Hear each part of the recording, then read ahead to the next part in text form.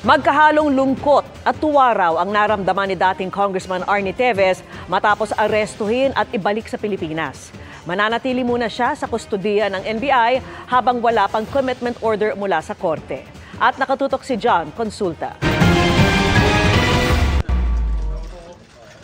10:30 ng umaga nang iharap ng NBI sa media ang dating kongresista na si Arnulfo Teves matapos ipadeport mula Timor-Leste pabalik ng Pilipinas.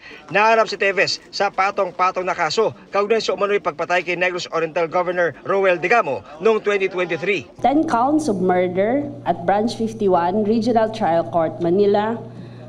13 counts of frustrated murder, Branch 51 RTC, Manila. 4 counts attempted murder, Branch 51, RTC, Manila.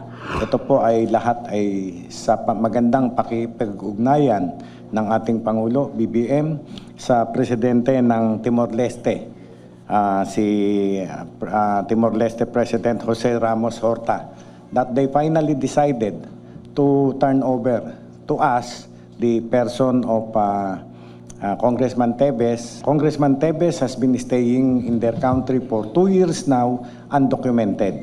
And they also considered the cases filed against him before the court. Aminado si Teves na ikinugulat niya ang pag-aresto sa kanya, lalo't meron pa siyang application for asylum. Of course, malungkot ako dahil siyempre makukulong ako na habang makukulong ako. So, kahit hindi pa, di ba, dito kasi makukulong ka kahit hindi ka pa convicted, no? On the other hand, I'm also glad that I haven't seen my mother for 2 years. My father died last December, hindi naman lang ako nakauwi. So it was quite painful.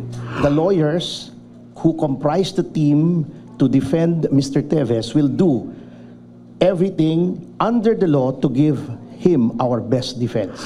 Kanina, isinakay sa isang itim na bulletproof SUV si Teves, saka idiniretso sa NBI Detention Facility sa Muntinlupa habang bantay sarado ng mga ahente ng NBI.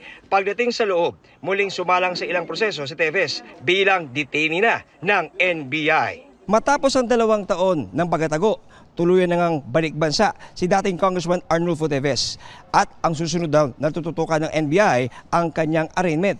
Hanggat walang nilalabas na bagang commitment order ang korte, mananatili si Teves sa NBI Detention Facility. Para sa GMA Integrated News, John Consulta, nakatutok 24 oras.